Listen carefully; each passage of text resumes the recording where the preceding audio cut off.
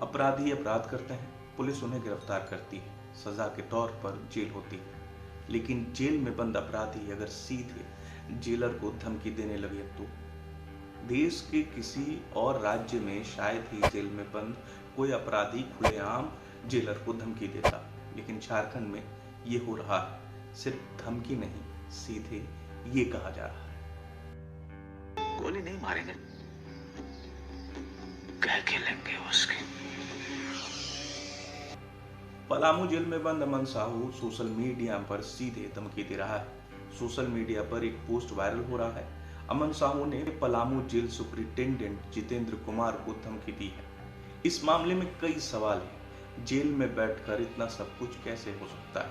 साथ ही उसने कई घटनाओं की जिम्मेदारी ली और कहा है चतरा, हजारीबाग, रामगढ़, लातेहार, पलामू में जो भी काम होगा बगैर उसके सौदे के नहीं होगा।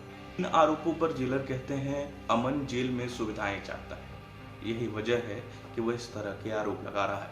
जब उनसे पूछा गया कि जेल के अंदर बैठकर अमन साहू कैसे इतना सब कुछ कर पा रहा है, तो इस सवाल पर जेल सुपरिटेंडेंट ने कहा कि उनके गैंग के कई साथी जेल के बाहर हैं जो उसके इशारे पर ये सारा काम कर रहे हैं। जेल में बंद गैंगस्टर कारोबारी को धमका रहे हैं, लेवी मांग रहे हैं। खौफ ऐसा कि कारोबारी सब छोड़ गांव जाने की सोच रहे हैं।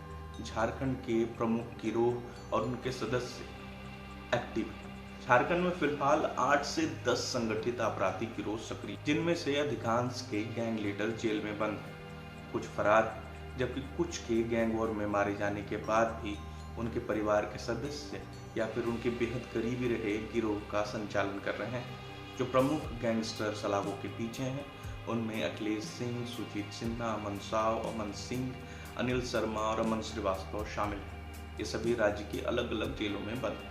वहीं कुख्यात गैंगस्टर भोला पांडे और सुशील श्रीवास्तव दोनों ही गैंग वॉर में मारे गए हैं, लेकिन दोनों के ही गैंग राज्य में अब भी एक्टिव है। भोला पांडे गिरोह को विकास पांडे संभाल रहा है, वहीं सुशील श्रीवास्तव गैंग को उसका बेटा अमन श्रीवास्तव संभाल रहा है। कई ऐसे गैंग्स भी हैं जिनके मुखिया और पुलिस के बीच लगातार आंख मिचौली चल रही है। उनमें प्रमुख नाम डब्लू सिंह और गौतम सिंह का है। डब्लू सिंह को पलामू में आतंक का रूप माना जाता है। दूसरे नंबर पर है गैंग्स ऑफ वासेपुर का प्रिंस खान। प्रिंस खान फिलहाल दुबई में है और वहीं से अपने गैंग को ऑपरेट कर रहा है। इसके अलावा यूपी के अमन सिंह का भी गैंग झारखंड में बेहद एक्टिव है। अब सवाल है कि इतने सारे गैंग एक्टिव हैं, ये कहां से और कैसे चल रहा है? अमन साहू गैंग मुख्य रूप से रांची, लातेहार, हजारीबाग, रामगढ़ और चतरा में एक्टिव है। सुजीत सिन्हा भी जेल में है। इसका गिरोह लातेहार और पलामू में एक्टिव। अमन श्रीवास्तव जेल में है। रांची, लातेहार और रामगढ़ में इसका गैंग एक्टिव। अमन सिंह ये भी जेल में है। धनबाद गैंग्स ऑफ वासेपुर का प्रिंस खान पुलिस की चूक से फरार है। धनबाद में इसके गुर्गे खासे एक्टिव है। पांडे गिरोह का विकास तिवारी जेल में है। रामगढ़ सुधीर दुबे गिरोह जमशेदपुर सरायकेला। अखिलेश सिंह जेल में है, जमशेदपुर और सरायकेला। आशीष मिश्रा गिरोह देवघर में एक्टिव। डब्लू सिंह फरार है। पलामू में इसका गैंग एक्टिव है। मई 2023 तक रांची, जमशेदपुर, सरायकेला, धनबाद और हजारीबाग में वारंट के 26,735 मामले लंबित थे। वहीं रांची, रामगढ़, सरायकेला, धनबाद और हजारीबाग जिले में कुर्की के 3,992 मामले भी लंबित हैं। हत्या, लूट, डकैती, एसटी, पोस्को, दहेज प्रथा अधिनियम, पैसे के लिए अपहरण आदि संगीन मामलों से जुड़े केस के 5 से 10 वर्ष लंबित मामलों की संख्या सतत है। झारखंड में एक तरफ इस तरह के संगठित गिरोह चल रहे हैं तो दूसरी तरफ नक्सली कई अन्य गुटों में बंटकर भी लेवी के लिए काम कर रहे हैं। चतरा, लातेहार जैसे इलाकों में अक्सर इस तरह की घटनाएं घट रही हैं जिसमें नक्सल के एक्टिव होने का अंदाजा लगाया जा सकता है। पुलिस लगातार कार्रवाई कर रही है।